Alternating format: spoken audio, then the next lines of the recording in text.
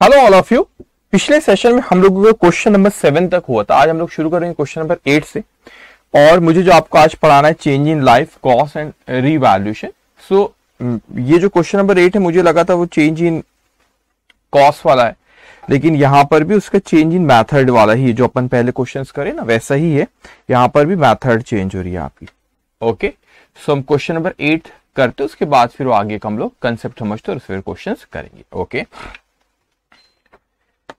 Institute का study material का question है। Mrs Anshul and company commences business on 1 January 2015 when they purchase plant and equipment for ₹7 lakh. तो plant and equipment जब उन्होंने खरीदे उसके 7 लाख रुपए में, कौन सी डेट के बारे में बात करें? 1 जनवरी 2015। They adopted a policy of charging depreciation at 15% per annum on diminishing balance basis. तो वो कहता है यहाँ पे कि उसको डेप्रिसिएशन चार्ज करे 15% से, डिमिनिशिंग बैलेंस मतलब WDV मेथड से। Okay, now over the year their purchase of plant have been date 1st of January 2016 1,50,000, 1st of January 2019 2 lakhs. On 1st of January 2019 it was decided to change the method change करने जा रहे, मतलब वो WDV से किस में जा रहे बेटा? SL में, and the rate of depreciation to straight line basis. तो मैथड चेंज करे और रेट ऑफ डेप्रिसिएशन भी चेंज करे, लेकिन उन्होंने हम लोगों को यहाँ पे रेट ऑफ डेप्रिसिएशन क्वेश्चन में दिया नहीं है। वो कैसे अपन करेंगे कैलकुलेट मैं आपको बताऊंगा, don't worry. On this date remaining, अब ये इंपॉर्टेंट पॉइंट अपने क्वेश्चन में आ जाता है। On this date remaining useful life was is 6 year for all the asset purchase before 1st of January 2019 with no scrap value, and 10 years for the asset purchase on 10 years for the asset purchase on 1st of January 2019. Calculate the difference in depreciation to be adjusted in the plant and equipment account for the year ending 31st December 2019. वो तो अपन calculate कर लेंगे depreciation, ये सब कोई बड़ी बात नहीं, लेकिन उसे अपने पूछा नहीं, लेकिन तो भी ना अपन प्लांट एंड मशीनरी अकाउंट भी बना लेते और क्वेश्चन को मैं आपको एक्सप्लेन करता हूं, सिंपल है वो। अब यहां पर आप लोग लिखेंगे आज हम लोगों का डे कौन सा है? आज है डे 55। ओके, सो आप लोग लिखेंगे यहां पे डे 55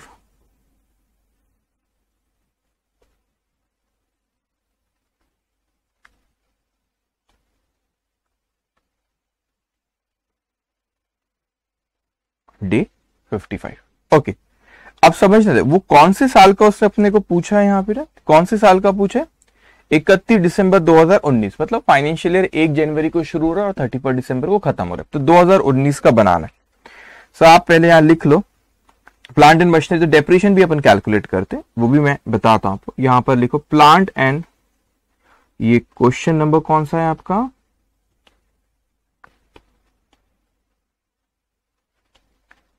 क्वेश्चन नंबर है आपका 8,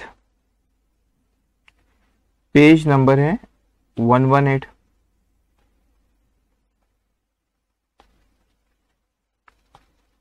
debit credit plant and machinery account,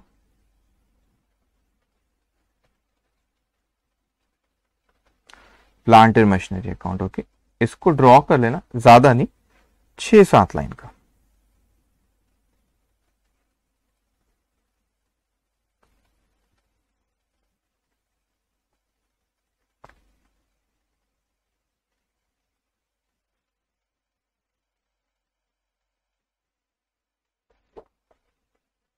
okay,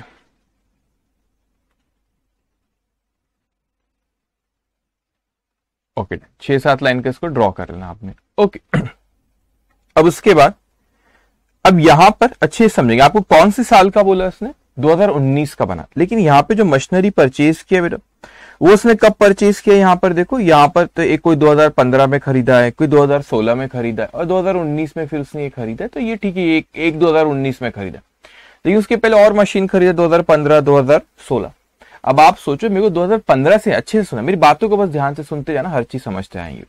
उसने 2015 से अपने को प्लांट एंड मशीनरी अकाउंट नहीं पूछा, उसने 2016 से 2019 का पूछा। अब 2019 में आपने ये वाली मशीन परचेज करे, ये 2 लाख वाली, समझ में आता है, लेकिन उसके पहले 2015 में 2016 में तो आपने 2 मशीन खरीदे ना, तो उसकी आज की क्या क्योंकि आपको याद है डेप्रिसिएशन चार्ज करे बाद बैलेंस कैरी डाउन, फिर बैलेंस ब्रॉड डाउन आता है ना, तो बैलेंस ब्रॉट डाउन कितना मेरे को निकालना पड़ेगा ना, बैलेंस ब्रॉट डाउन कितना है बेटा, बैलेंस ब्रॉट डाउन कितना है वो तो मेरे को निकालना पड़ेगा ना, बैलेंस ब्रॉट डाउन कितना है, यस और नो, यस। तो अपन यहां पर देखेंगे अभी कि यहां पर पहले वर्किंग नोट बनाते हैं कि उसमें अपने को ये पता चले कि 2019 में क्या वैल्यू आ रही, 2019 में ये दो एसेट ऑलरेडी पहले से उन पे डेप्रिसिएशन लग के, पहले डब्ल्यूडीवी मेथड से लग रहा था 15%, तो वो उससे लग के क्या डेप्रिसिएशन आ रहा है। ओके, उसने ये भी क्या पूछा है, calculate the difference in depreciation to be adjusted in the plant and equipment account for the year ending 31 December 2019। ठीक है, अब यहां पे देखो, ठीक है, अब आप मेरी बात ध्यान से सुनेंगे बेटा। अब यहां पर आप लिखो डेप्रिसिएशन, ऐसे एक हेडिंग देते डेप्रिसिएशन। ओके, डेप्रिसिएशन हेडिंग दे देंगे आप।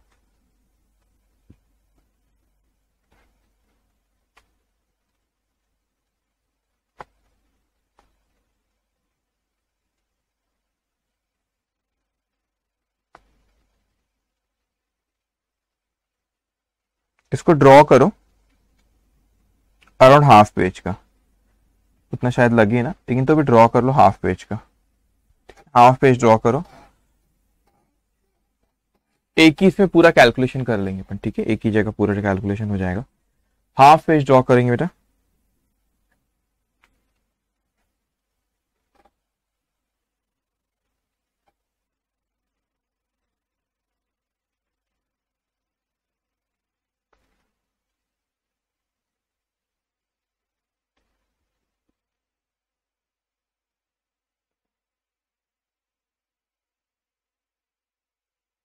यहां पर आप लिखो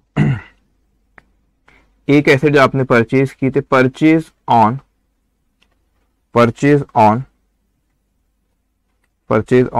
1st of January 2015, और एक जो आपने किए थे purchase on 1st of January 2016। Okay बेटा, ध्यान से। अब 2015 में आपने परचेज करे, ठीक है, मैं यहाँ डेट भी यहाँ लिखते जाता हूँ, ठीक है। आपने 1 जनवरी 2015 को एक परचेज करे जिसकी कॉस्ट कितनी थी, अभी पहली एसेट के बारे में बात करें, दूसरे केस में बाद में बात करेंगे। कितने में लिए थे आपने, वो आपने लिए थे 7 लाख रुपए में, 7 लाख रुपीज उसकी कीमत थी। फिर उस पर डेप्रिसिएशन लगा, पूरे साल का डेप्रिसिएशन लगेगा, तो 7 लाख पे डब्ल्यूडीवी मेथड पे लग रहा था, कितने परसेंट बोला है क्वेश्चन में, 15%, तो 15%, 7 लाख पे 15%, साल की शुरुआत में ली तो पूरे साल का लगेगा। तो 7 लाख पे 15%, यह आ गया आपका 1,05,000, 1,05,000। फिर उसकी वैल्यू यहाँ पे रिटर्न डाउन वैल्यू जो आई, इसको डब्ल्यूडीवी कहते, जो रिटर्न डाउन वैल्यू। ओके, अब रिटर्न डाउन वैल्यू अब इसकी हो गई 5,95,000, 5,95,000। बेटा वहां पे एक लाइन का स्पेस रखना, क्यों रखना है मैं आपको थोड़ी देर में बोलूंगा, डोंट वरी। तो रिटर्न डाउन वैल्यू 1/1/2016 को होगी, ये 31 दिसंबर 2015 बोले, एक ही बात है। अब यहाँ पे एक लाइन का स्पेस रखना, क्यों बोल रहा हूं मैं बाद में बात करूंगा, अभी आप लिखो बस होता है। डेप्रिसिएशन ऑफ डब्ल्यूडीवी मेथड है, सो 5,95,000 का 15%, वो आ रहा है आपका 8,9250।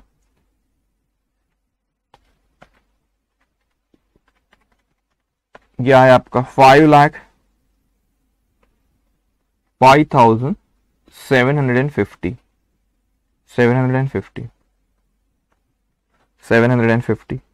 तो 1/1/2017 ये आपकी रिटर्न डाउन वैल्यू आ गई, ठीक है।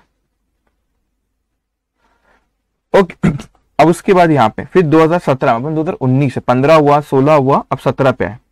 फिर डेप्रिसिएशन, ये रिटर्न डाउन वैल्यू का 15% डेप्रिसिएशन,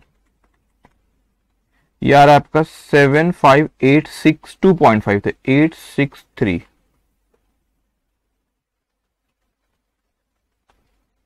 सो 5,05750 माइनस 7,5,863, तो ये आ गया आपका 429 887। तो ये 1/1/2018 को ये आपकी वैल्यू आ गई, रिटर्न डाउन वैल्यू। ठीक है, अब 2018 में फिर डेप्रिसिएशन लगेगा।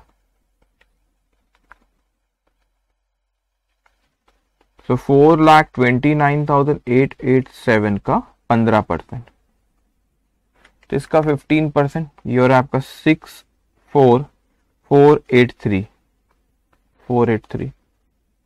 तो अब आपका 2019 में, अब अपन है 2019 में, अब यहाँ पे इंटरेस्टिंग है बेटा, 429,887 माइनस 64483, तो ये आ रहा है आपका 365,404। ठीक है, ये वैल्यू आ गई आपके यहाँ पे। अब यहाँ पे रिटर्न डाउन वैल्यू जो आपके यहाँ पर आई है, अब यहाँ पे 2019 की अगर अपन यहाँ पे बात करें, 2019 की बात करें, तो मैथड चेंज कर रहा है। वो क्या कर रहा है बेटा, मैथड यहाँ पे चेंज कर रहा है ना। अब ये एक इंटरेस्टिंग बात है कि मेथड आपने बोले कि ओरिजिनल कॉस्ट पे ला रहा है। ठीक है सर, सही बात है, ओरिजिनल कॉस्ट पे ला रहा है। अब वो ओरिजिनल कॉस्ट पे लेकर रहे तो आप बोलेंगे सर रेट ऑफ डेप्रिसिएशन भी चेंज कर रहा है मैथड, पहले WDVT मैथड चेंज कर रहा है मतलब SLM पे, तो यहाँ पे रेट ऑफ डेप्रिसिएशन अगर हमको देता वो भी चेंज कर रहा है, तो अपन ओरिजिनल कॉस्ट पे उतना लगाते, लेकिन उसने रेट ऑफ डेप्रिसिएशन अपने को दिया नहीं है। तो याद रखना बेटा, मगर वो कहता है कि रिमेनिंग यूजफुल लाइफ, ये जो एसेट है ना, जो भी आपने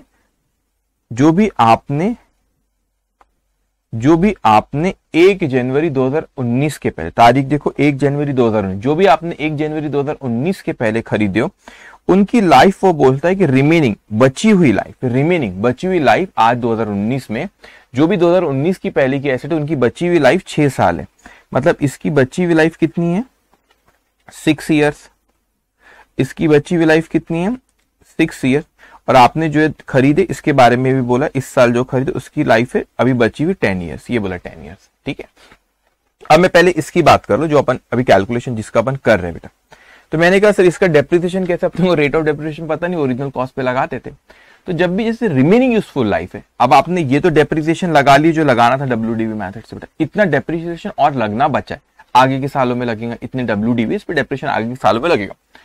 अब SLM मेथड में क्या होता है बेटा, इक्वल डेप्रिसिएशन लगता है। हाँ, बची हुई लाइफ कितनी है इसकी, बची हुई लाइफ है इसकी 6 साल। तो इस पे डेप्रिसिएशन अब न्यू मेथड से कैसे लगेंगे, मैं इंस्टीट्यूट ने कैलकुलेशन लिखी नहीं, उसने अमाउंट लिख दी, मैं कैलकुलेशन लिखता हूं। देखो यहाँ पे स्क्रीन पे देखो, 3,65,404 इसकी लाइफ है। स्क्रैप वैल्यू क्या बोला उसने, यहाँ पे देखो scrap value with no scrap value, कोई भी स्क्रैप वैल्यू नहीं, तो माइनस यहाँ पे नील स्क्रैप वैल्यू नहीं है। और रिमेनिंग यूजफुल लाइफ कितनी है बेटा, 6 ईयर, तो 6 साल में इसको डेप्रिसिएशन लगेगा। तो ये योग SLM पे एक जैसा डेप्रिसिएशन आगे लगते जाएगा। तो ऐसे अपन SLM में कैलकुलेट करते थे, डू यू रिमेंबर, जब अपन ने चैप्टर शुरू किए थे तो आपको वहां पे बताया था मैंने आपको SLM मेथड में इस तरीके से अपने को डेप्रिसिएशन चार्ज करना रहेगा। Just give me 1 minute.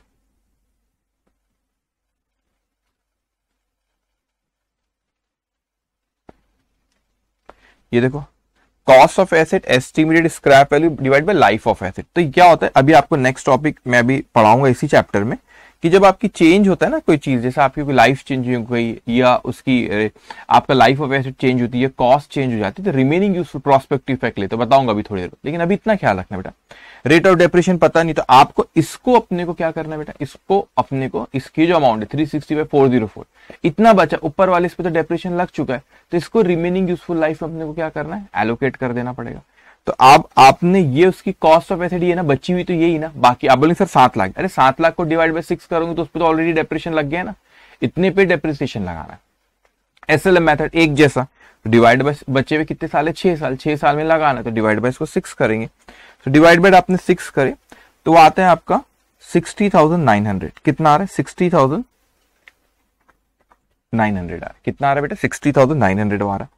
तो ये इसमें एक अलग चीज थी आपकी, तो यहां पर उसकी वैल्यू आ जाएगी 365,404 माइनस 60,900। तो ये आपने डेप्रिसिएशन लगाए, तो ये आपकी वैल्यू यहां पर आ रही है 304,504। ये आपके लिए एक न्यू पॉइंट है, यहाँ पे इसको ख्याल रखना है आपको। ठीक है, सो आपकी यहाँ पे उसने WDV से मेथड चेंज करा, लेकिन रेट ये सब तो बताना चाहिए ना, रेट नहीं पता तो सिंपल सा लॉजिक है फिर कि ये जो बची हुई कीमत है उसकी, इसको अपने को रिमेनिंग पीरियड में डेप्रिशिएट करा, तो उसने क्लू दिया आपको, रिमेनिंग लाइफ दी थी उसने, तो रिमेनिंग लाइफ 6 साल बोला था, स्क्रैप वैल्यू 0 इसलिए नील लिखा हूं, तो ये वैल्यू को डेप्रिशिएट करना है, 0 है उसका और डिवाइड बाय 6, तो आप डिवाइड बाय 6 करोगे तो रिमेनिंग यूजफुल लाइफ में हर साल इतने से डेप्रिशिएट हो जाएगा। ओके, अब जो दूसरी एसेट थी वो आपने 2017 में खरीदे, इसलिए ना मैंने यहाँ पे ये एक ब्लैंक जो कॉलम रखा था ना यहाँ पे, ये कॉस्ट का, क्योंकि इसकी कॉस्ट आएंगी यहाँ पे, तो इसकी कॉस्ट कितनी थी, इसकी कॉस्ट आपको क्वेश्चन में थी 1,50,000।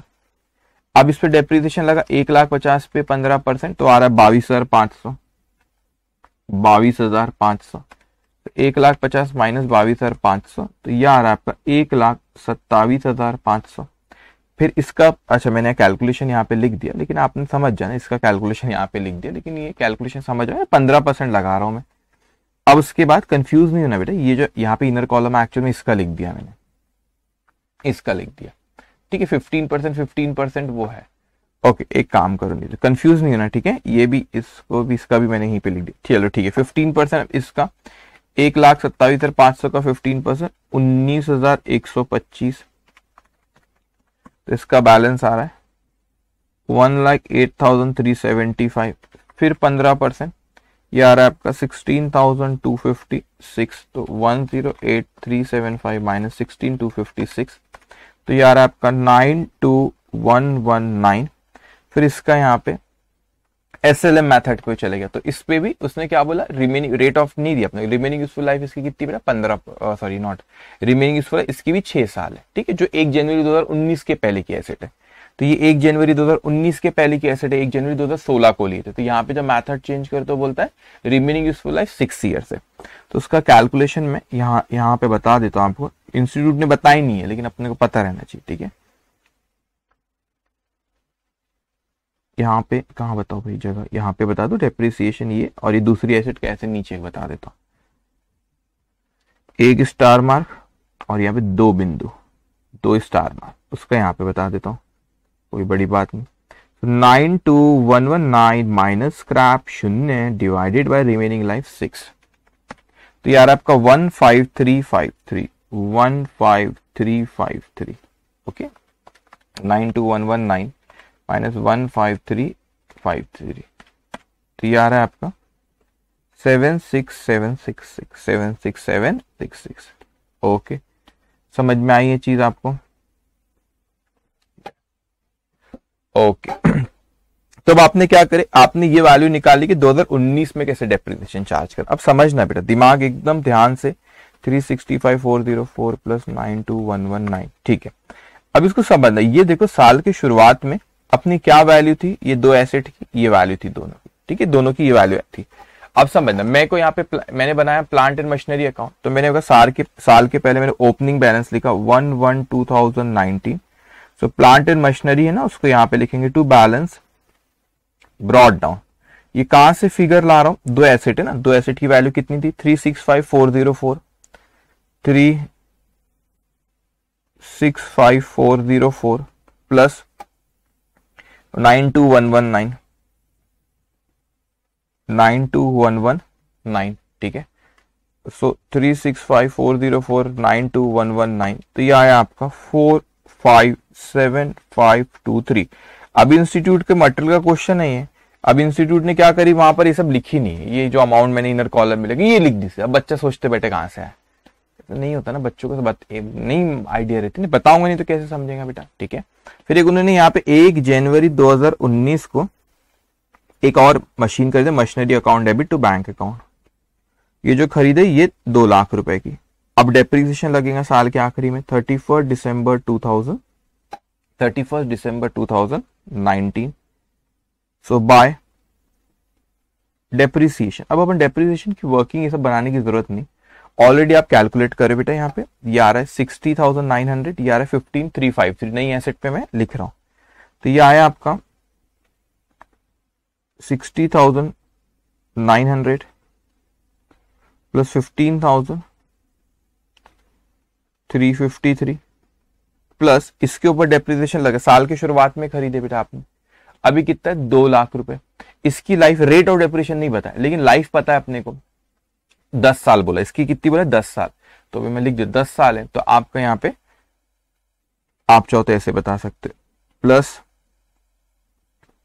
2 लाख की लाइफ कितनी 10 साल, तो ये उस पर भी डेप्रिसिएशन आएगा, तो आपका ये मतलब 20,000 हो गया एक साल का, तो 60,900 प्लस 15353 प्लस 20,000, तो ये आ गया टोटल आपका 96253 इंस्टीट्यूट लिखी 96253, बाकी बच्चा सोचो कैसे आ रहा है, ठीक है ऐसा नहीं ना, बाय बैलेंस कैरीड डाउन, तो टोटल करेंगे तो 457,523 प्लस 2 लाख, ये आ गया आपका 657,523 माइनस 96253 56127, आप चाहो तो बैलेंस लिख सकते, ओपनिंग 2020 का टू बैलेंस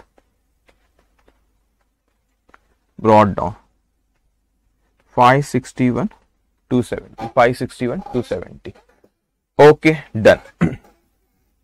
फिर क्वेश्चन यहाँ पे था, तो बेसिकली उसने पूछा यहाँ पर आपको कि calculate the difference in depreciation to be, difference मतलब ऑब्वियसली कितना डेप्रिसिएशन चार्ज करना है आपने को, तो डेप्रिसिएशन जो चार्ज करना है आपको, मतलब मैथड चेंज कर रहे तो क्या आ रहा है डेप्रिसिएशन, तो ये आपने ये आपका ये डेप्रिसिएशन, ठीक है। एनीवेज उसने करा ऐसे ही इंस्टीट्यूट ने जैसे मैंने करा उसको, ठीक है।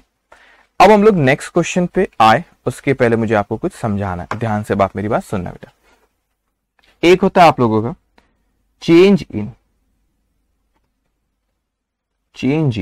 किस में हो रहा है, 3 चीज के बारे में मुझे आपको, अभी मैं 2 चीज सिखा रहा हूं, रिवैल्यूएशन के बारे में, जैसे यहाँ पे हेडिंग आपको दिख रही होंगी ना, ये रिवैल्यूएशन का मेन क्वेश्चन यहां पर है, वैसे मैं बाद में उसके बारे में बात करूं, अभी मैं 2 चीज के बारे में आपको बता रहा हूं। एक आपका चेंज हो रहा है किसमें, change in life of asset की लाइफ चेंज होना, और change in cost of asset, दोनों को अच्छे समझना बेटा, दोनों को अच्छे समझना क्या चीज होती है। सपोज मैं कहता हूं कि मेरे पास कोई एसेट है जिसकी कीमत 1 लाख रुपए, जिसकी कीमत कितनी 1 लाख रुपए, मैंने कहा 10 साल इसकी एस्टिमेटेड लाइफ है, 10 साल इसमें डेप्रिसिएशन 10 साल तक लगाना है, तो मैंने कहा कि 10 ईयर्स इसकी लाइफ है, सपोज SLM आता है, तो मैंने कहा कि 1 साल में अपने को 10,000 रुपए डेप्रिसिएशन पर एनम लगाना है, सिंपल सी चीज है, डेप्रिसिएशन पर एनम कितना लगाना है 10,000 रुपए। अब क्या हो बच्चों, यहां पे मैं तो यही मान के चल रहा था, अब 10 साल की लाइफ थी, तो उसमें क्या हुआ 4 ईयर्स, ये है 4 ईयर्स बीत गए, तो जिसकी कीमत स्क्रीन पे ध्यान से देखना, जिसकी कीमत शुरुआत में कितनी थी, यहाँ पे 1 लाख रुपए ना, शुरुआत में 1 लाख, मैंने क्या किया, ये 4 साल डेप्रिसिएशन लगा 10,000 रुपए 1 साल का, तो यहाँ पे मैंने डेप्रिसिएशन लगा दिया 40,000 रुपए, तो यहाँ पे वैल्यू कितनी होगी 60,000 रुपए। आप बोलेंगे हाँ सर 60,000 रुपए यहाँ पे वैल्यू होगी इसकी, तो डेप्रिसिएशन जब अपने को लगाना है यहाँ पे, डेप्रिसिएशन जब अपने को यहाँ पे लगाना है, तो शुरुआत में कितना था 1 लाख, डेप्रिसिएशन यहाँ पे कितना 40,000, तो यहाँ पे कितना बचा, बैलेंस कितना बचा 60,000। अब आप बोलेंगे sir remaining useful life 6 years है ना, आपने टोटल कितने साल बोले थे 10 साल, हर साल 10,000 रुपए डेप्रिसिएशन लगाना है, 4 साल बीत गए, तो 1 लाख में से 40,000 कम हो के 60,000 की इसकी वैल्यू। लेकिन यहाँ पे तय हुआ कि नहीं, अब उसकी जो रिमेनिंग यूजफुल लाइफ जो है उसकी, वो आपने वैसे देखा जाए तो अपने को तो ये लगेगा कि रिमेनिंग यूजफुल लाइफ कितनी बेटा, अपन बोलेंगे 6 ईयर, लेकिन यहां पे change in life of asset हुआ, change in life of asset हुआ, और ये कहा गया सपोज कि टोटल लाइफ, यहां पे now total life is 12 year. अब उन्होंने बाद में, होता है ऐसा कि आप एस्टिमेट करते हो कोई एसेट की जो लाइफ है, आप एस्टिमेट करते हो जो एसेट की जो लाइफ है वो सपोज है आपकी 10 साल आपने सोचे, लेकिन आगे चल के अपने को लगता है नहीं यार अपन तो गलत सोचे थे, सिचुएशन बदलती है, फिर अपने को लगता है एक्सपर्ट की एडवाइस हुआ नहीं तो 12 साल चलेगी, तो आपने जो एस्टिमेट किए थे आपने 10 साल, वो 10 साल चेंज हो गया, कितना हो गया 12 साल के, होता है हाँ ये होता है। अब मैं यहां पर देखूं, यहां पे इसकी कितनी लाइफ दिख रही थी आपको, यहाँ पे टोटल 10 साल थी, 10 में से 4 बीत गए, और अब आप बोलते हो कि टोटल लाइफ 12 है, तो 12 में से अब 10 में से 4 बीत गए, 6 बचना चाहिए। लेकिन अब आपने बोले नहीं, इसकी लाइफ टोटल 10 नहीं 12 है, तो 12 में 4 बीत गए, तो 8 ईयर्स बचे ना, 8 साल बचे। तो अब ये जो 60,000 है, ये 60,000 मुझे डेप्रिशिएट करना है इसमें, ये 60,000 डेप्रिशिएट करना है इस पीरियड में। तो मैं बोलूंगा कि ये 60,000 मेरे को 8 साल में बांट देना है। बचे हुए कितने, जैसे अभी अपन ने क्वेश्चन में करे, वहां पे चेंज इन लाइफ नहीं बोला था उसने, चेंज इन मेथड बोला था, चेंज इन रेट बोला, लेकिन अपने को दिया नहीं था कि रेट ऑफ डेप्रिसिएशन जो चेंज हो कितना। तो रिमेनिंग जो भी उसकी लाइफ है उसमें ही बांटना ऑब्वियसली लॉजिकली। तो जो भी, जैसे अब यहां पर भी देखो, अब इसकी 60,000 है, अगर ये 8 का, कंफ्यूज मत होना, ये 8 का 6 भी रहता बच्चे, तो मैं यहाँ पे 6 रहता, तो 60,000 डिवाइड बाय 6 करके 10,000 ही लाता था, है ना बेटा। एसएलएम में ऐसे ही था, इसलिए अपने पिछले क्वेश्चन में वैसे ही करे। अब यहाँ पे ये 6 नहीं, ये 8 है, तो अगर 6 रहता तो डिवाइड बाय 6 करता था, अभी 8 है, तो मैं इसको कितने सालों में बांटूंगा, इसको 8 ईयर्स में मैं बांटूंगा। तो यहाँ पे 60,000 डिवाइडेड बाय 8 अगर मैं करूं तो ये आता है 7,500, ये आता है आपका 7,500 पर एनम। अब इस चीज को अच्छे समझना, जो डेप्रिसिएशन मुझे पहले 10,000 रुपए पर एनम लग रहा था, अब वही डेप्रिसिएशन मेरे को यहां से लग रहा है 7,500 पर एनम। अब आपने सोचे सर ऐसा क्यों, यहां पे तो 10,000 लगा पर एनम, यहां पे 7,500 क्यों? क्योंकि लाइफ उसकी बढ़ गई। पहले जो बची हुई लाइफ 6 साल थी, वो बची हुई लाइफ अब 8 साल हो गई। तो जो डेप्रिसिएशन मेरे को 6 साल में करना था, 6 साल में करता था 1 साल का 10,000 ही आता था, अब वही डेप्रिसिएशन को 8 साल में करना है, तो उसको कितना आएगा 7,500। तो क्या सर आप यहाँ पे पास में ऐसे जाके चेंज नहीं करते कि पहले तो आपने 10 कर दिए, पहले तो आपने सोचे थे कि उसकी लाइफ 10 साल है, और टोटल लाइफ तो 12 थी, तो आपने यहीं से चेंज करते हुए आना था? नहीं, अकाउंटिंग स्टैंडर्ड 10 आपसे कहता है कि इसका कौन सा इफेक्ट लेना है आपको, मैं ब्रैकेट में लिख देता हूं, प्रोस्पेक्टिव इफेक्ट। कौन सा इफेक्ट लेना है बेटा? Prospective effect. प्रोस्पेक्टिव इफेक्ट का मतलब होता है जो पास्ट में हो गया वो हो गया, उससे कोई मतलब नहीं। फ्यूचर में अपने को वो क्या कहता है कि जो रिमेनिंग यूजफुल लाइफ है वहीं से आपने करना है। तो जो रिमेनिंग यूजफुल लाइफ है ना, जो रिमेनिंग यूजफुल लाइफ रहती है उसमें करना रहता है। किसमें करना है बेटा? रिमेनिंग यूजफुल लाइफ में। रिमेनिंग यूजफुल लाइफ में डेप्रिशिएट करना होता है इसको, तो प्रोस्पेक्टिव। आगे क्या है वो, पिछला हो गया, उससे अपने को कोई मतलब नहीं। समझ में आया? अभी कॉस्ट ऑफ एसेट जो होता है ना, इसको भी मैं यहाँ पे रिमेनिंग यूजफुल में नीचे बल्कि यहाँ पे लिख दूंगा रिमेनिंग यूजफुल लाइफ, ठीक है। तो रिमेनिंग यूजफुल लाइफ में अपने को उसको बांटना रहता है, ये इंपॉर्टेंट है। क्या सर कॉस्ट ऑफ एसेट कभी चेंज होती है क्या? What do you mean by change in cost of asset? कभी ऐसा होता है कि कॉस्ट ऑफ एसेट बदल गई, आपकी कॉस्ट ऑफ एसेट बदल गई? मतलब ऐसा हो सकता है क्या? मैं आपको एग्जांपल देता हूं। सपोज बेटा मैंने यहां पे कोई एसेट लिया, ठीक है, ये कोई मशीनरी थी सपोज। अब ये मशीनरी की कीमत थी, मैंने जब लिया यहाँ पे 5 लाख रुपए इसकी कीमत थी। क्या कीमत थी इसकी? 5 लाख रुपए इसकी कीमत थी। तो मैंने कहा कि मशीनरी की कीमत थी 5 लाख। जब मैंने परचेज किया तो मैंने बड़े अच्छे से एंट्री पास किया, machinery account debit to cash account, ठीक है, ये एंट्री पास की।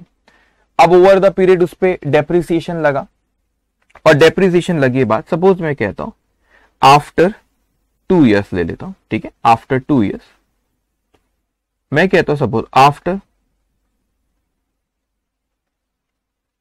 2 ईयर्स, तो जिसकी कीमत कितनी थी 5 लाख। अब 2 साल बाद डेप्रिसिएशन लगे बाद उसकी वैल्यू ऑब्वियसली कम हो जाती। तो मैंने कहा उसकी WDV सपोज यहां पर है, कोई ऐसी हाइपोथेटिकल फिगर समझाने 3 लाख रुपए होगी। कितनी होगी बेटा? 3 लाख रुपए। अब आप बोलेंगे सर ठीक है ना, 3 लाख पे डेप्रिसिएशन चार्ज करो उसकी रिमेनिंग यूजफुल लाइफ में, क्या हो गया?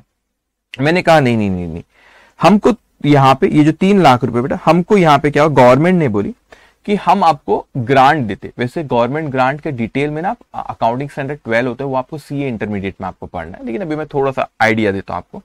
तो हमने जो मशीनरी 5 लाख रुपए की खरीदे थे, तो हमने तो 5 लाख की खरीदे, तो हम उस पर डेप्रिसिएशन भी चार्ज करें, और 2 साल आपने सपोज ये आपने 5 लाख रुपए में खरीदे थे, फिर यहाँ पे सपोज 2 साल में उसमें डेप्रिसिएशन लग गया 2 लाख, उसकी वैल्यू 2 साल बाद कितनी होगी? 5 से 2 घट गए तो कितनी होगी? 3 लाख। अब 2 साल बाद गवर्नमेंट ने बोली सुनो कि यहां पर हम आपको 1 लाख रुपए देना चाहते हैं। तो गवर्नमेंट ऐसे देती है अपने को पैसे? हाँ देती है ना।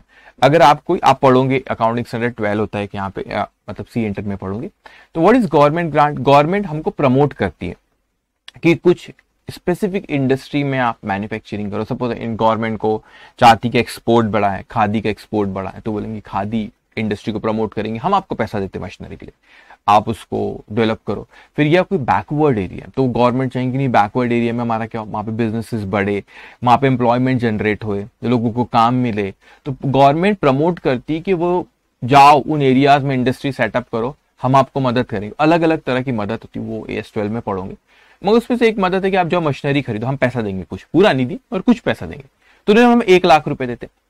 अब 1 लाख रुपए की क्या हो गई यहाँ पे गवर्नमेंट ग्रांट मिली, तो मैं कहता हूं ये जो मुझे गवर्नमेंट ग्रांट मिली बेटा, तो मेरी बुक वैल्यू कितनी, 3 लाख। अब 3 लाख में से मैं बोलूं मेरे को तो 1 लाख रुपए मिल गए ना, तो गवर्नमेंट ग्रांट क्या होता है, यहां पे आपने 1 लाख रुपए इसमें से क्या करे बेटा, माइनस करोगे, क्योंकि वो आपका खर्चा नहीं है, वो आपको जो टोटल आपने 5 लाख रुपए की एसेट थी, 2 लाख डेप्रिसिएशन लगा दी, 3 लाख वैल्यू है अभी इसकी, और 1 लाख रुपए आपको गवर्नमेंट से मिल गए ना, तो एक्चुअल में देखा जाए तो वो टोटल कॉस्ट जो 5 लाख थी, 5 नहीं आपको 4 में ही पड़ी अभी। अब 2 साल, अब अच्छा बोलेंगे सर 2 साल बाद मिलती क्या, 2 साल बाद गवर्नमेंट बहुत लेट भी आती है, बहुत लेट आती है, तो पहले तो आपने 5 पे रिकॉर्ड करते, उसमें से एक बाद में मिल गया, तो कितने पे आ गई, 4 पे, 4 में से 2 डेप्रिसिएशन लगा दी, तो आज उसकी वैल्यू कितनी की, 2 लाख। तो यहां पर आ जाएंगी आपकी वैल्यू कितनी आ गई, इसकी वैल्यू आ गई आपकी 2 लाख। समझ में आया।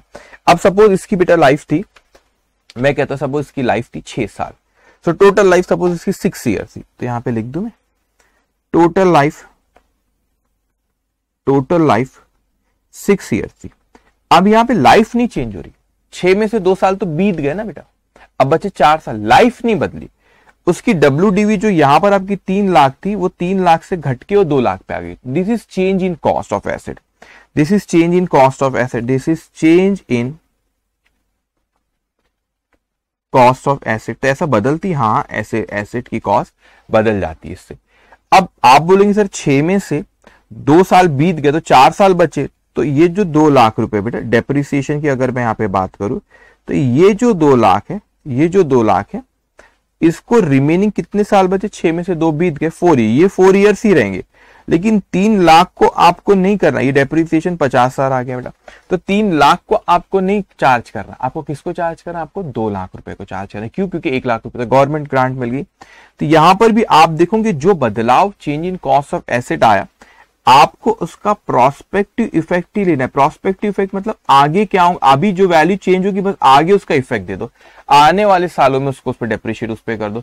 3 के बदले 2, तो ऐसा बोलोगे नहीं नहीं सर 3 के बदले 2 हुआ, 1 लाख से कम हो, तो पिछला भी रिकैलकुलेट करो ना, जो हो गया वो हो गया। यहां पर भी वही था, प्रोस्पेक्टिव इफेक्ट जो हो गया पास्ट में वो हो गया, उससे अपने को कोई मतलब नहीं, अपने को फ्यूचर में उसका इफेक्ट। जैसे यहाँ पे लाइफ चेंज हुई थी, तो वो यहाँ पे रिमेनिंग पहले 6 थी अब 8 हो गई, तो आगे देखो क्या रिमेनिंग लाइफ में उसको देखना, पिछला क्या हुआ उससे अपने को कोई मतलब नहीं है। तो this is change in life and change in cost of asset. एक और चीज होती है रिवैल्यूएशन करके, उस रिवैल्यूएशन के बारे में मैं आपसे बाद में बात करूंगा। सो अब हम लोग आएंगे क्वेश्चन नंबर 9 पे, 9, 10, फिर अभी आगे के हम क्वेश्चन यहाँ पे करते जाएंगे। ओके, अब लिखेंगे अब आप यहां पे question number 9, page number 119, page number 119।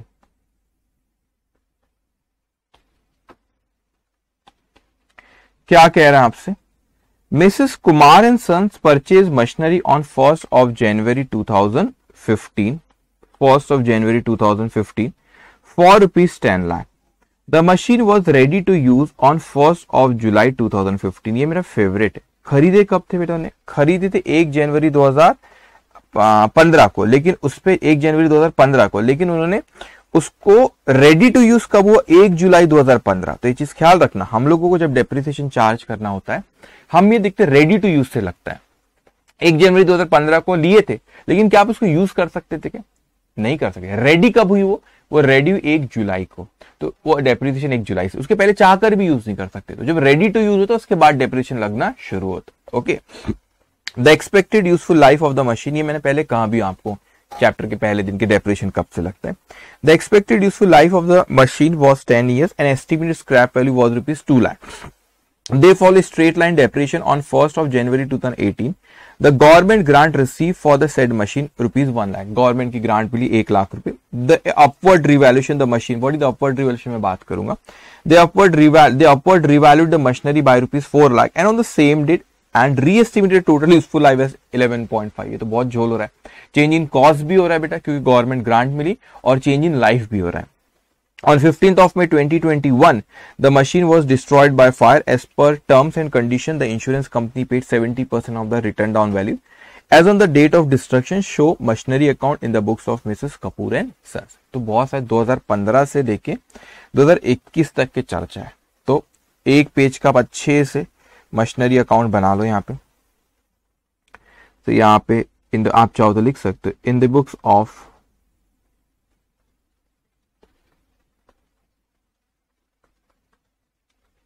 Kapoor and Sons debit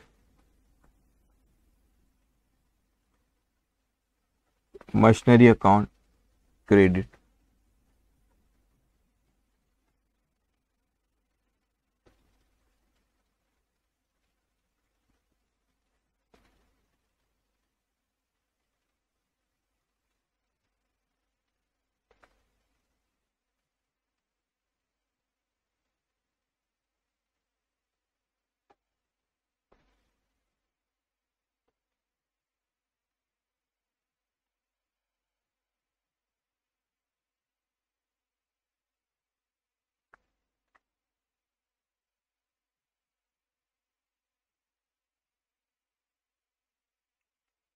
okay,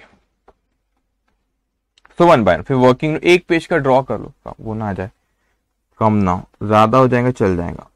working note. Okay, working note. Okay, ध्यान से आप मेरी बात सुनते जाएंगे. सबसे पहले देखो उसने यहाँ पे मशीन परचेज किया 10 लाख रुपए की 1 जनवरी 2015 को. क्या एंट्री पास होगी? Machinery account debit to bank account. तो 1 जनवरी 2015 machinery account debit to bank account. क्या अमाउंट है? वो है आपकी 10 लाख रुपीज. 1 लाख का मैंने गलती से शायद 10 लाख रुपीज. ठीक है, अब याद रखना, लेकिन मैं यहां पे लिख देता हूं but ready to use on 1st of July 2015. वो रेडी टू यूज कब हुआ? लेकिन आपका 1 जुलाई 2015 में. सो 1 जुलाई 2015 में रेडी टू यूज, तो डेप्रिसिएशन 1 जुलाई 2015 से लगेगा. ठीक है, अब उसके बाद कहता है कि the machine was ready to use on 1st of July 2015. The expected useful life कितनी? 10 साल. एस्टिमेटेड स्क्रैप वैल्यू कितनी? 2 लाख. They follow SLML. अब 1 जनवरी 2018 की बात करें तो 18 तक पहले पहुंच हो जाए, फिर अपन देखते हैं आगे क्या कह रहे हैं. SLM मेथड है तो इस पर अपन डेप्रिसिएशन पे एक वर्किंग नोट बना लेंगे. So working note number 1, depreciation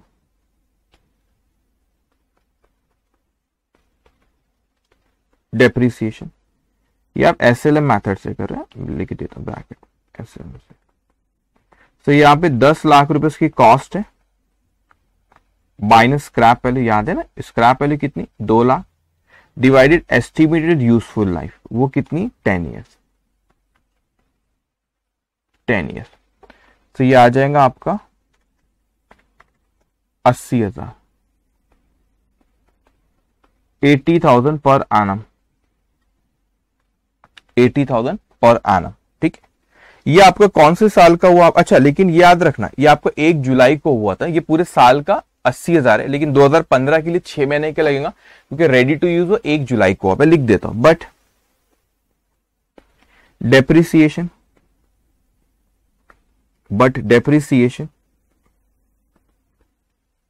for 2015 rupees 80,000. ये आपका पर एनम. तो 6 मंथ्स के लिए कितना? वो आ जाएगा 40,000 रुपीज. 40,000. ओके, 6 मंथ के लिए कितना? 40,000.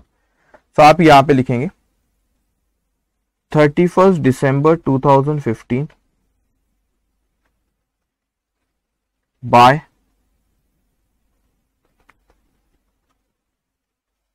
depreciation working note number 1 40,000 40,000। Okay, तो यहां पे बैलेंस आ जाएगा अब आपका 10 lakhs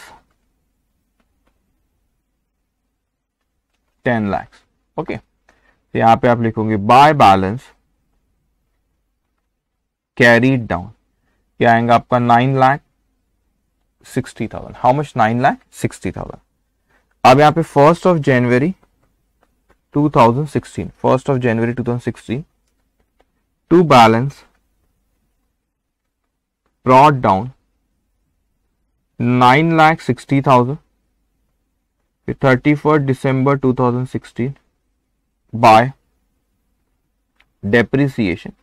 ये साल पूरे साल का लगेगा, तो ये वर्किंग नोट नंबर 1 में ही कैलकुलेट करे 80,000 रुपए।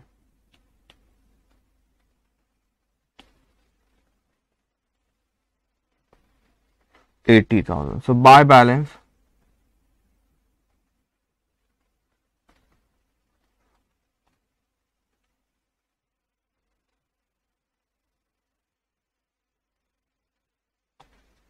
$9,60,000।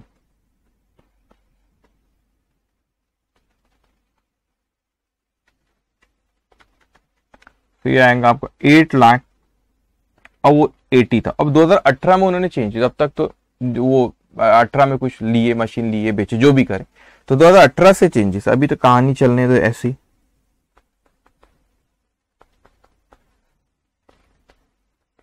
To balance brought down 8,80,000 8,80,000 31st December 2017 आएगा।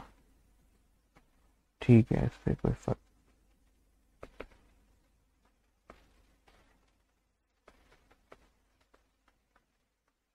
Okay, bye depreciation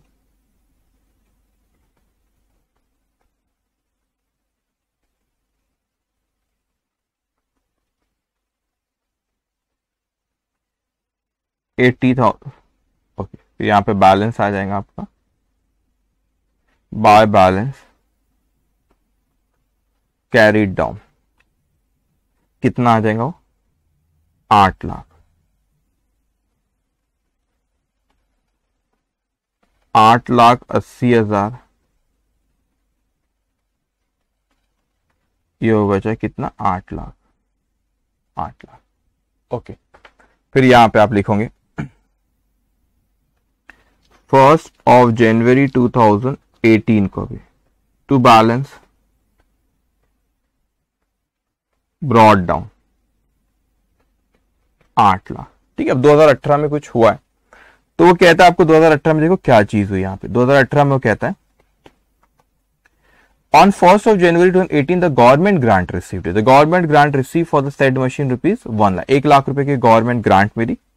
they upward the revaluation, they revalued the machinery by rupees 4 lakh and on the same date and reestimate on the total useful life 11.5 years. अब 3 चीजें यहां पर हो गई, एक तो उन्होंने गवर्नमेंट ग्रांट मिली, दूसरा रिवैल्यूएशन हुआ, और तीसरा उसकी लाइफ चेंज हो गई। तो बिल्कुल भी घबराना नहीं। अब आप बोलेंगे सर ये तो हमको पता है, government grant, change in cost हुई, चेंज इन लाइफ हुई, लेकिन रिवैल्यूएशन तो आपने सिखाया नहीं। कोई बात नहीं बेटा, रिवैल्यूएशन में सिखाऊंगा, डिटेल में सिखाऊंगा आपको। आपको इंस्टीट्यूट के मटेरियल में थ्योरी दी हुई, तो थ्योरी के साथ में क्वेश्चन भी करा दूंगा एग्जाम में, कभी आवा आ गया। वैसे तो अकाउंटिंग स्टैंडर्ड 10 का पार्ट है, property plant and equipment inter में हो, लेकिन तो भी इसके बारे में डिस्कस करूंगा नेक्स्ट सेशन में आएगा। लेकिन अभी इतना समझ, अपवर्ड रिवैल्यूएशन, 2 तरह के रिवैल्यूएशन होते हैं बेटा, एक होता है डाउनवर्ड रिवैल्यूएशन और एक क्या होता है आपका अपवर्ड रिवैल्यूएशन। तो अपवर्ड रिवैल्यूएशन मतलब उसकी वैल्यू को बढ़ा रहा है। तो अभी टाइम बिंग आप इतना समझना, इसकी एंट्री में आपको सिखा दूंगा, वैसे डोंट वरी, नेक्स्ट सेशन में अपन बात करने वाले रिवैल्यूएशन पे। अपवर्ड रिवैल्यूएशन मतलब उसकी वैल्यू बढ़ा रहे, डाउनवर्ड मतलब कम करे। तो 4 लाख रुपए से बढ़ा रहे, बाय रुपीज 4 लाख मतलब 4 लाख रुपए से बढ़ा रहे। इंक्रीज इन एसेट क्या होता है बेटा? डेबिट। तो एंट्री पास होती, fix asset account debit 4 lakh, fix asset account debit how much? 4 lakh. 2 fix asset account debit 4 lakh. 2 revaluation surplus account. तो बोलेंगे सर रिवैल्यूएशन सरप्लस क्या होता है? आपको मैं नेक्स्ट सेशन में बताऊंगा क्या चीज होती है, लेकिन अभी इतना समझो उसकी वैल्यू 4 लाख से बड़ी, इंक्रीज इन एसेट 4 लाख। अब रीवैल्यू क्या होता है, मैं थोड़ा सा बोल ही देता हूँ। रीवैल्यू क्या होता है कि आपकी बुक में कोई और वैल्यू है, मार्केट में कोई और वैल्यू। सपोज बुक में मैंने कहा 10 लाख रुपए, मार्केट में एग्जांपल 14 लाख रुपए, तो मैंने कहा कि क्या मैं 4 लाख रुपए से बुक में बढ़ा सकता हूँ कि उसकी वैल्यू को, तो बढ़ा सकते हैं। अकाउंटिंग स्टैंडर्ड 10 है, प्रॉपर्टी प्लांट एंड इक्विपमेंट, वो इसकी परमिशन देता है, आप उसको बढ़ा सकते हो क्योंकि मार्केट में वैल्यू ज्यादा है। तो जो यूजर्स ऑफ फाइनेंशियल स्टेटमेंट है उनको वही फिगर पता चले जो इसकी मार्केट में वैल्यू आए। तो आपने क्या करे कि वो 10 लाख की चीज, एग्जाम्पल 10 तो मैं ऐसी फिगर ले रहा हूँ, 10 लाख रुपए की कोई है, आपने उसको बोला कि 14 लाख रुपए बोले, 4 लाख से बढ़ाना है, तो एसेट की वैल्यू बढ़ाना, इंक्रीज इन एसेट डेबिट, तो मैंने फिक्स एसेट अकाउंट डेबिट करा। तो कैश और बैंक नहीं कर सकता, ऑब्वियसली नहीं कर सकता, क्योंकि मेरे जेब से पैसा कुछ नहीं जा रहा, बस बुक्स में वैल्यू बढ़ा रहा हूँ। तो to fixed asset to cash नहीं होंगे, तो fixed asset to revaluation surplus account, तो एक सरप्लस अकाउंट क्रिएट करते हैं। वो आप अभी तक टेंशन मत लेना, वो बैलेंस शीट में बताऊंगा, रिजर्व एंड सरप्लस एक हेडिंग होती है, उसमें लिखा जाता है फिर वो। तो अभी सिर्फ इतना समझो कि उसकी वैल्यू आपने 4 लाख रुपए से बढ़ा है। ओके बेटा। सो अब यहाँ पे बहुत सारे चेंज आए, तो अमाउंट ऑफ डेप्रिसिएशन भी बदल जाएगा, क्योंकि चेंज इन कॉस्ट हो रहा है, चेंज इन लाइफ हो रहा है, और वैल्यू भी रीवैल्यू से, उसकी वैल्यू को भी आप 4 लाख रुपए से बढ़ा रहे हो। तो अपन अब जो डेप्रिसिएशन लगेगा 2018 के बाद, उसके लिए अपन एक वर्किंग नोट बना लेते हैं। So depreciation for 2018 and thereafter, 2018 में और उसके बाद। ठीक है, अब इसको अच्छे से समझना। मैं कहता हूं कि यहां पे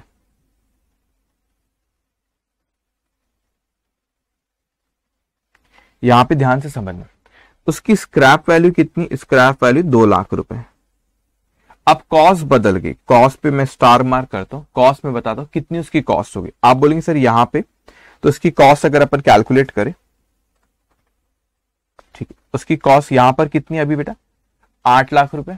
आपने 4 लाख रुपए से उसकी कॉस्ट को, इसको मैं इस पे नोट लिखा दूंगा, आप यहाँ पे 4 लाख से बड़ी 8 और 4 11, 8 और 4 12, और 1 से कम हुई 11, यहाँ पे लिखो 11 लाख। अब आप बोलेंगे 11 लाख आए कैसे, वो मैं बताता हूँ, घबराओ मत। यहाँ नीचे यहाँ स्टार मार्क करो, उसको एक्सप्लेन करूंगा। इसकी लाइफ अब उन्होंने चेंज करे, बोले 11.5 ईयर्स टोटल बोले बेटा, रिमेनिंग नहीं बोले, थोड़ा वर्डिंग्स अच्छे से पढ़ना। ये देखो टोटल है, टोटल यूजफुल लाइफ है, रिमेनिंग बोलता तो सिर्फ 11.5 ही लिखता, टोटल यूजफुल लाइफ 11.5 है। तो 11.5 ईयर्स में से 2.5 ईयर्स बीत गए। अब आपने बोले 2.5 ईयर्स कैसे बीत गए, वो रेडी टू यूज कब हुई थी, 1 जुलाई को। तो जबकि आपके कितने महीने, 6 महीने, फिर 2 साल, तो टोटल कितने, 2.5 साल हो चुके।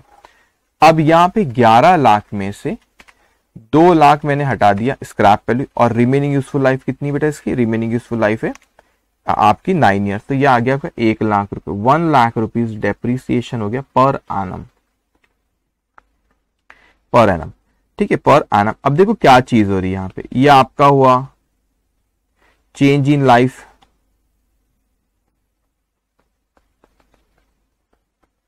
यहाँ पे चेंज इन कॉस्ट। वो 11 कैसा है वो मैं आपको बता रहा हूं, change in cost.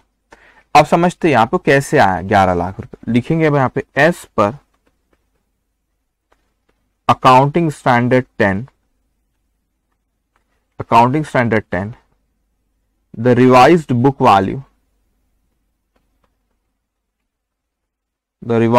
Value, balance कितना था अपने पास, 8 लाख रुपए, 8 लाख रुपए plus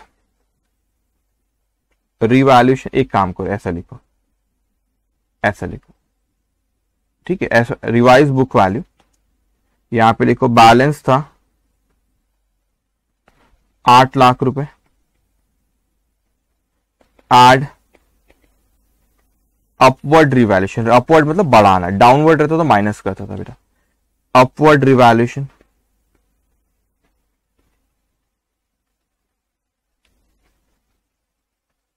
4 lakh, less government grant मिली तो वैल्यू कम हुई 1 lakh.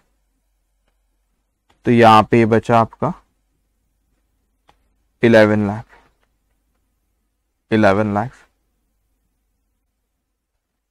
It will be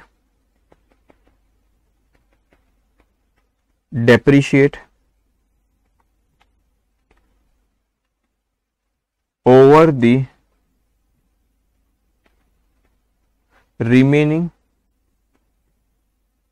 useful life prospectively, मैंने आपको पहले भी बताया चीज बेटा, अब प्रोस्पेक्टिवली रहता है सारी, no retrospective effect, prospective effect देना, ओके, रिमेनिंग लाइफ में। तो अब आगे के सालों में बात करें, जो हो गया चेंज, आज हुई चेंज, आगे के सालों में उसको डेप्रिशिएट करना है, तो उस तरीके से अपन ऊपर कैलकुलेशन करें, ओके। अब आप यहां पर आएंगे और लिखेंगे, ओके, इतना लिखे आपने, तो ये आपका 1 लाख रुपए डेप्रिशिएशन है। अब 2018 के बाद भी फिर 2021 में हुआ, तो 18, 19, 20 तो अपन पहले कर ले, तो आप यहां पर आओगे, आप यहां पर लिखेंगे क्या 8 लाख लिखे आपने। अब यहां पे 1 बाय 1, तो पहले एक एक करके इसकी एंट्रीज मैंने आपको यहां पर आपके नॉलेज के लिए मैं लिख देता, अच्छा चलो ये भी लिख देता हूं यहाँ पे, ज्ञान की बातें। यहाँ पे इसकी क्या एंट्री पास होंगी और इसकी क्या एंट्री पास होंगी, इसकी एंट्री पास होंगी fixed asset account debit to revaluation surplus account, okay. इसकी क्या एंट्री पास होगी, गवर्नमेंट ग्रांट मिली तो वैल्यू कम होती है, तो पैसा मिला, bank account debit, fixed asset की वैल्यू कम, टू उसकी कॉस्ट कम कर, decrease in cost, decrease in asset, credit to fixed asset account, ये एंट्री पास होगी। तो इसकी इफेक्ट दे दो, फिर डेप्रिसिएशन, ये कोई बोलने वाली बात नहीं, डेप्रिसिएशन का 1 लाख है, तो डेप्रिसिएशन टू मशीनरी, ठीक है, डेप्रिसिएशन टू फिक्स एसेट। अब आपका यहाँ पे fixed asset account debit to, ये भी कहने वाली बात है सर,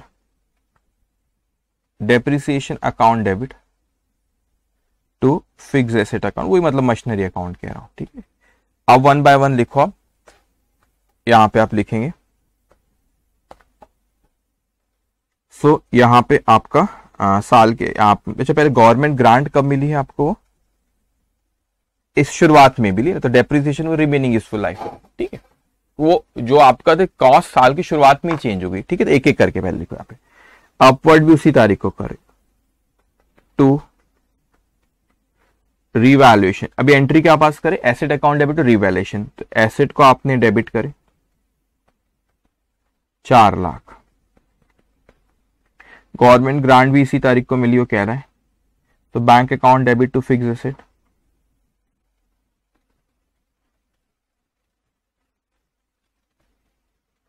गवर्नमेंट ग्रांट 1 लाख, फिर 31 December 2018 by depreciation,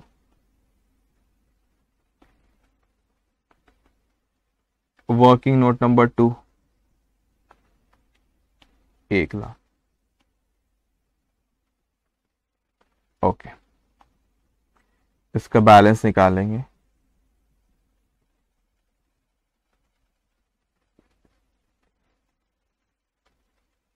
$12 lakh, 12 lakhs, 12 lakhs by balance carried down, तो इसमें 2 लाख हट गए तो बचा 10 लाख, कितना 10 लाख। फिर यहां पे 1 January 2019 to balance brought down 10 lakhs, to balance brought down how much 10 lakhs। फिर यहाँ पे 31 दिसंबर 2019 को डेप्रिसिएशन लगेगा बाय डेप्रिसिएशन, है ना, ये जो आपने वर्किंग नोट नंबर 2 में कैलकुलेट किया भी, कितना 1 lakh by balance carried down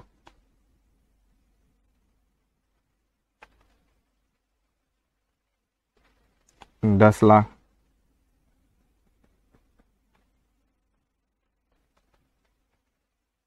$9 lakh, okay. 1/1/2020 to balance brought down, 2021 में कुछ हुआ तो जब तक गाड़ी चलने दो ऐसी, 9 लाख 31 दिसंबर 2020 बाय डेप्रिसिएशन,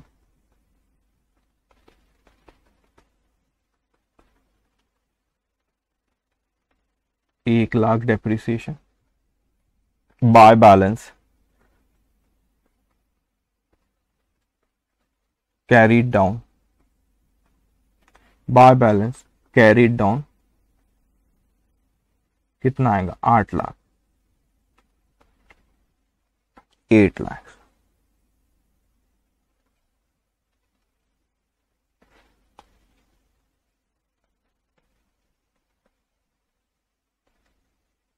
9 लाख। फिर यहाँ पे 1/1/2021 to balance brought down 8 lakh. अब यहां पर कुछ हुआ, क्या हुआ देखेंगे अब अपन। यहां पे वो कहता है अपने से on 15th of May 2021 the machine was destroyed by fire. वहां आग लग गई तो मशीन डिस्ट्रॉय हो गई। As per the terms and condition the insurance company paid 70% of the WDV। जो WDV मतलब ये वैल्यू पे, जो भी आपकी वैल्यू उस पे 70% दे रहा है, लेकिन वो 15 मई को आग लगी। ये वैल्यू 1 जनवरी की थी बेटा, तो कितने महीने, जनवरी फरवरी मार्च अप्रैल मई, 4.5 मंथ्स वो चली ना, तो 4.5 मंथ्स का डेप्रिसिएशन लगाना पड़ेगा। तो आपको 15 में जब आग लगी उस तारीख को क्या वैल्यू थी, दैट इज WDV, उस तारीख के क्या वैल्यू पता चलेगा, उसका 70% अपने को इंश्योरेंस कंपनी से मिला, आग लगी उसी, तो अपन इंश्योरेंस कराते हैं। ठीक है, अब देखो मैं कैसे कैलकुलेशन होगा, वो पहले डेप्रिसिएशन 4.5 मंथ्स का डेप्रिसिएशन लगा ले। So working note number 3, on the date of destruction, that is 15th of May 2021, only 4.5 months depreciation is chargeable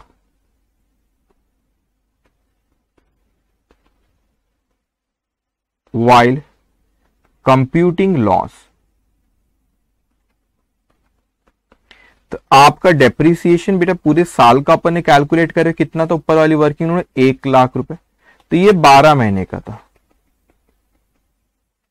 तो फिर 4.5 मंथ्स का कितना, तो 4.5 मंथ समझा ना आपको, ये कैसे है, ये जो आया आपका 1 जनवरी 2021 से लेके 15 मई 2021, ऐसा है। तो 4.5 मंथ्स का कितना, 37,500। 37,500। अब वो आपसे कहते हैं कि इंश्योरेंस क्लेम मिला आपको 70% ही, तो इंश्योरेंस कंपनी पूरा पैसा नहीं देती है, कुछ पैसा कार्ड भी लेती है। तो यहां पर देखो 8 लाख रुपए जिसकी वैल्यू थी साल की शुरुआत में, 4.5 महीने के ऊपर डेप्रिसिएशन वर्किंग नोट नंबर 3 में आपने कैलकुलेट करे 37,500 है ना, ये वर्किंग नोट नंबर 3 में करे, तो जो भी बच रहा है उसका 70% वो देंगी। तो 8 लाख में से 37,500 माइनस करे उसका 70%, वो आ रहा है आपका 5,33,750। सो बेटा ये अब आपके पास से एसेट चले गई, ये इंश्योरेंस कंपनी लेके चलेगी, तो ये आपके पास, ये आपको इतने का पैसा मिलेगा इंश्योरेंस कंपनी से। तो आप एंट्री पास करोगे, बैंक अकाउंट डेबिट तो ये फिक्स एसेट आपके से चलेगी इंश्योरेंस, तो ये तो 533,750। अब जो भी डिफरेंस है that will be loss, we can not say closing balance, क्योंकि एसेट रही नहीं हो तो जल गई, तो जो भी बैलेंस आता है वो नुकसान है आपका। ठीक है, तो इतना लिखेंगे बाप, इतना लिखे आपने, इतना लिख लेंगे बेटा। ठीक है, अब आप यहां पर आओ, इतना लिखें। अब आप वापस इस पे 15th of May 2021 डेप्रिसिएशन 4.5 महीने का, वर्किंग नोट नंबर 3 37,500। फिर by bank account working note number 4, वो आपका 533,750। तो जो बचा उसको प्लीज क्लोजिंग बैलेंस नहीं लिखना, वो क्लोजिंग बैलेंस नहीं है बेटा। क्यों, एसेट का क्लोजिंग बैलेंस तो लिखे ना ऊपर सारी जगह, नहीं यहां पर नहीं है। क्यों नहीं है, क्योंकि वो एसेट तो जल गई है, तो जो डेप्रिसिएशन चार्ज कर रहा था जितने पीरियड इस साल थी वो हमने कर ली, इंश्योरेंस कंपनी से पैसा मिल गया, अब जो बचा हुआ बैलेंस दैट इज लॉस। तो यहाँ पे क्योंकि 70% ही पे करी ना बैलेंस का, तो 30% तो नुकसान हुआ ना, तो यहाँ पे लॉस कहाँ जाता है, P&L में। तो profit and loss account bracket में लिख दो लॉस ट्रांसफर्ड, लॉस ट्रांसफर्ड। ठीक है, लॉस ट्रांसफर्ड ये ब्रैकेट में लिख दो, ये बैलेंसिंग फिगर है।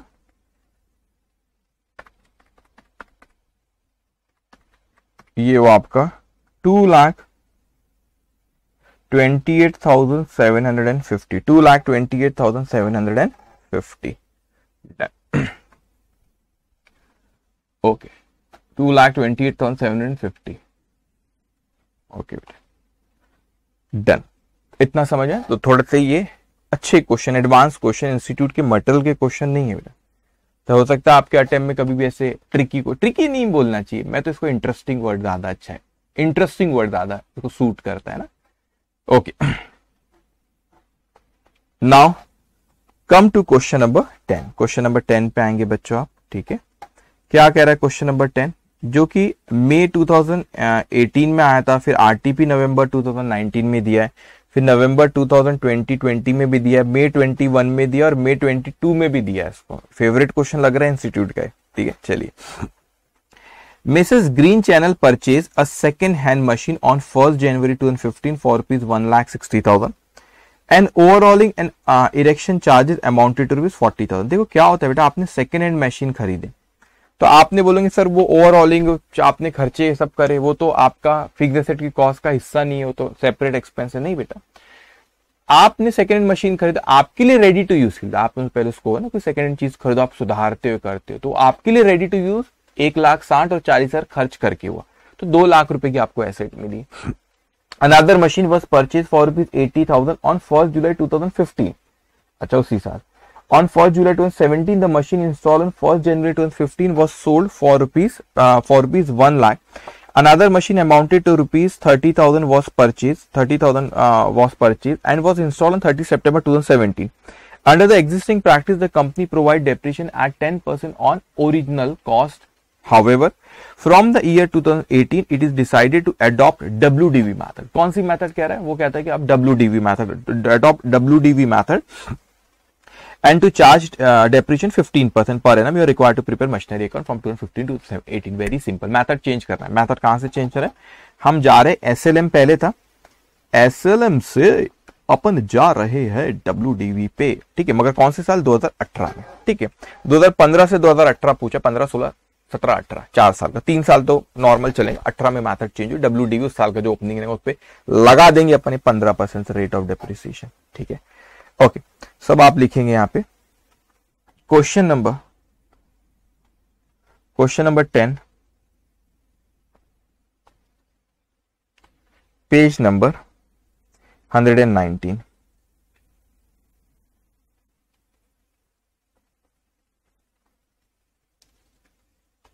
ठीक है, पहले आप लिखेंगे इन द बुक्स ऑफ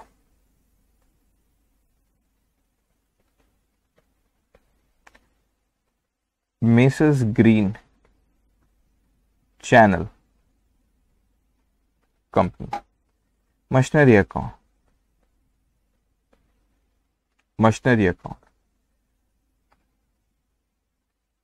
इसको ड्रॉ कर लो आधे पेज से थोड़ा ज्यादा, 15-20 लाइन का।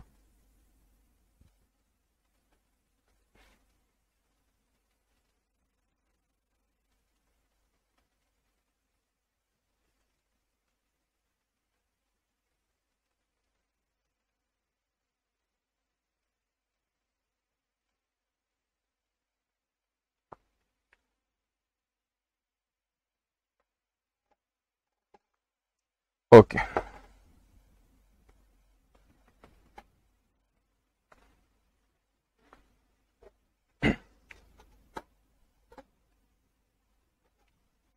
ओके, लिखे आपने इतना?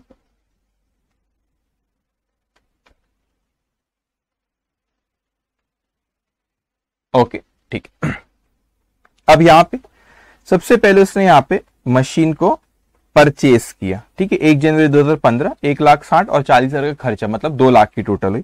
सो machinery account debit to bank account 1 January 2015, machinery account debit to bank account. So यहां पे 1,60,000 और ये 40,000, सो टोटल कितना हो गया आपका? 2 लाख। तो ये है आपका M1 मशीन 1।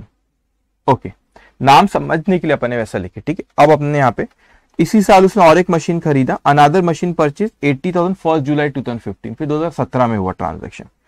तो यहाँ पे 1 जुलाई 2015 को और एक मशीन खरीदे, तो machinery account debit to bank account, इसको अपन नाम दे देते M2। ठीक है, तो ये कितने में खरीदे उन्होंने? 80,000 में। सो 80,000, तो इस पे डेप्रिसिएशन लगेगा 31 दिसंबर 2015, depreciation account debit to machinery. Okay, अब समझ के बेटा उसने कौन सी मेथड बोला है पे? एसएलए मेथड 10%, तो ओरिजिनल कॉस्ट पे लगाएंगे।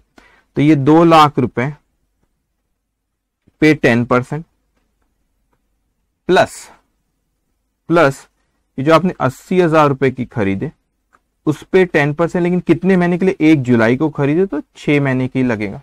तो 2 लाख का 10% होता है 20,000, 80,000 का 10% होता है 8,000, 6 महीने का 4 और 20 24,000 आपका डेप्रिसिएशन ही आएगा। यहां पे फिर by balance carried down. So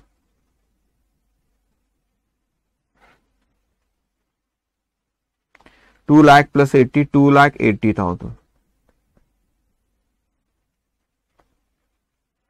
2,80,000 minus 24,000, 2,56,000। Okay, 2,56,000 1st of January 2016 to balance brought down 2,56,000। अब यहाँ पे M1 तो हुई है पूरे, M2 भी पूरे साल यूज हुई। पिछले साल M2 6 महीने यूज हुई थी क्योंकि आपने 1 जुलाई को खरीदे थे। तो 31 दिसंबर 2016 बाय डेप्रिसिएशन अकाउंट। सो 2 लाख का 10% पूरे साल का प्लस 80,000 का 10%, तो ये हो गया 28,000 by balance brought down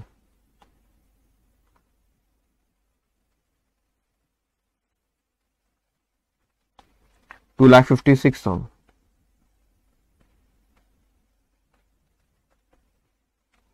minus 28,000 या 2,28,000। ओके, फिर 1 जनवरी 2017 टू बैलेंस ब्रॉड डाउन 2,28,000, 2,28,000। ध्यान से बेटा, अब इस साल कुछ हुआ 2017 में। On July 1st 2017 the machine install on 1st जनवरी 2015, तो 1 जनवरी 2015 को मतलब M1 जो थी उसका आपने बेच दी 1 लाख रुपए में और एक और मशीन परचेज करे 30,000 की 30 सितंबर को। तो 30 सितंबर को आपने and another machine amounted to rupees 30,000 was purchase and was install on 30 September 2017 को। ठीक है, आराम से। तो पहले अपन ये जो खरीदे उसमें लिख लेता 30 सितंबर 2017 को।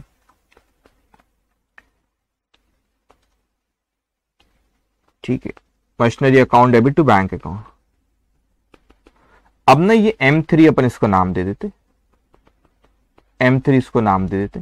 कितना? 30,000। लेकिन एक अपन ने एसेट बेचे 1 जुलाई को, जो M1 थी उसको बेचे। M1 को जो 2 लाख की थी आपने कितने में बेचे? क्वेश्चन में कह रहा है उसको अपन ने बेचे 1 लाख रुपए में। तो उसका हिसाब किताब सारा कर लेते अपन। तो आप यहां लिखेंगे अब आप वर्किंग नोट,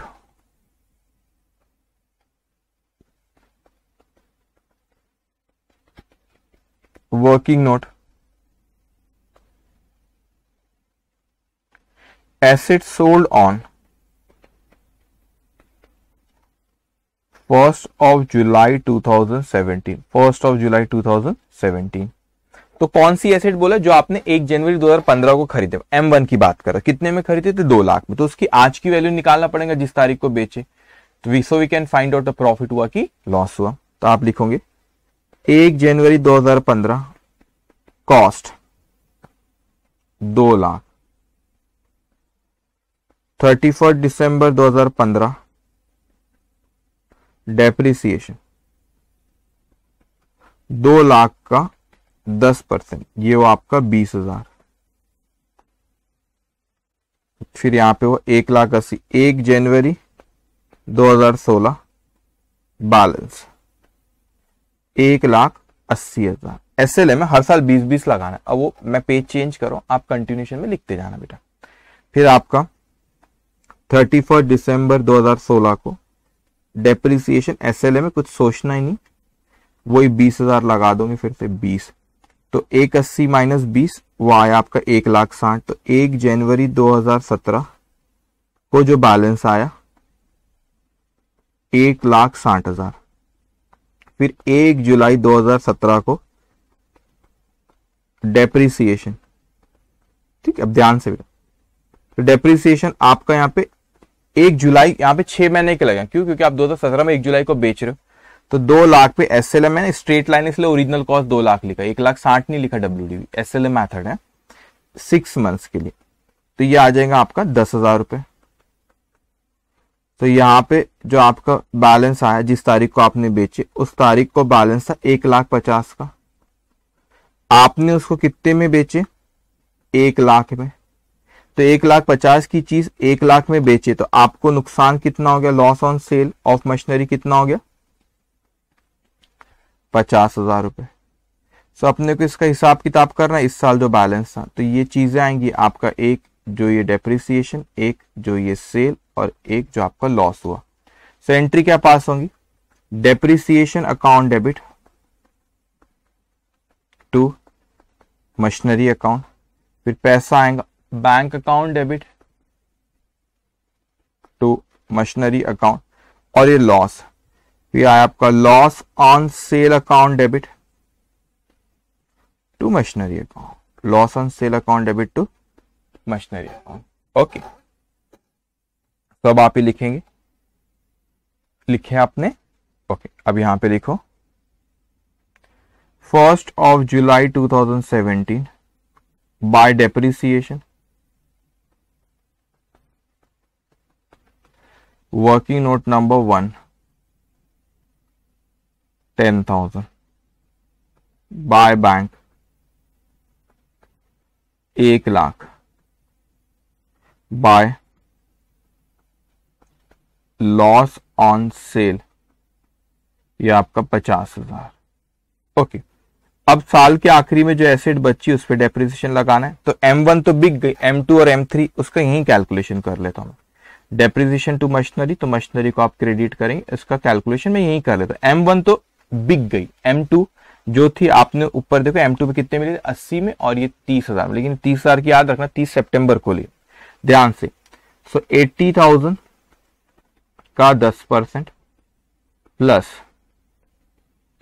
30,000 का 10%, सितंबर ये 30 सितंबर, तो 3 महीने के लिए।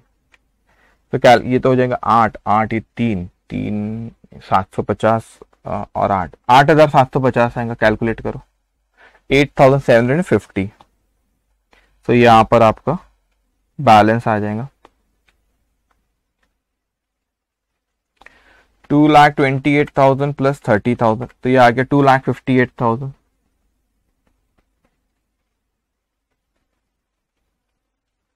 Minus 10,000 minus 1 lakh minus 50 minus 8,750, फिर बैलेंस आ रहा है 8,9,250,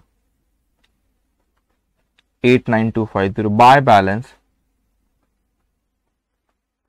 कैरीड डाउन। अब आपका यहां पे 1 जनवरी 2018 टू बैलेंस ब्रॉट डाउन 89,250। अब यहां पे इस साल SLM से WDV पे जा रहे हैं, तो अपने को सीधा इसके ऊपर ये WDV वैल्यू सीधा इसके प्रोस्पेक्टिव सीधा इस पे अपने को क्या करना है? डेप्रिसिएशन लगाना होगा। तो 31 December 2018 by depreciation, method change हुई है। यहां पे कौन सी मैथड थी? SLM, ठीक है, यहां पे SLM थी, फिर इस साल भी SLM थी, 16 में 17 में भी SLM थी, यहां पे WDV हो रही है, ठीक है। तो यहां पे 89,250 का 15% बोला, रेट भी बदला, 15% बोला बेटा उसमें। तो इसका 15% आया आपका 1,33,087.5, तो 88 ले लेता हूं मैं। Okay,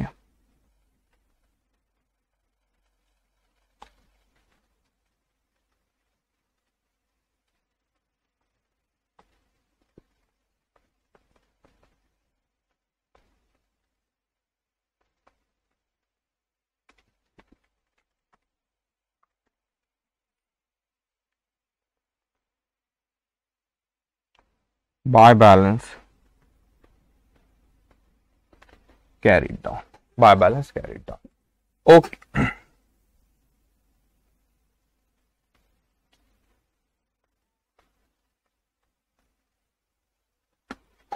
okay, done. तो ये क्वेश्चन यहाँ पे खत्म होता है। आज के सेशन में हम लोग यहाँ पे ही खत्म करते हैं। मुझे लगा था और क्वेश्चन कर लेकिन बहुत हैवी हो जाएगा, तो इसलिए स्टेप बाय स्टेप और 2 सेशन हमको लगेंगे। नेक्स्ट सेशन में शायद 11, 12, फिर रिवैल्यूएशन आपको पढ़ाओ 13, 14, फिर वो अलग अलग मैथड है, बहुत सिंपल है, फिर वो 2 सेशन हमको अराउंड और लगेंगे। सो आज होमवर्क सिंपल से, जो अगर क्लास में करा उस तरह के कुछ दिखे तो मैं आपको होमवर्क देता हूँ। 10 ट्रक्स वाला ये होने का ऐसा मैं कराऊंगा। परचेज बस ये भी रुको, ये भी होने का ऐसा, लीज वाला भी होने का है। ये कर सकते हैं। क्वेश्चन नंबर 6 होमवर्क है।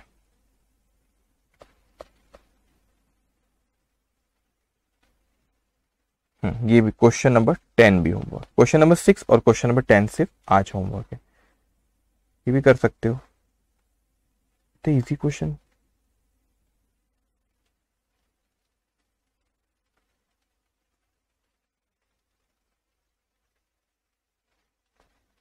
ठीक है, क्वेश्चन नंबर 11 भी होमवर्क, 3 होमवर्क। ठीक है, तो आज का सेशन हम लोग यहाँ पे खत्म करते। Take care, bye bye.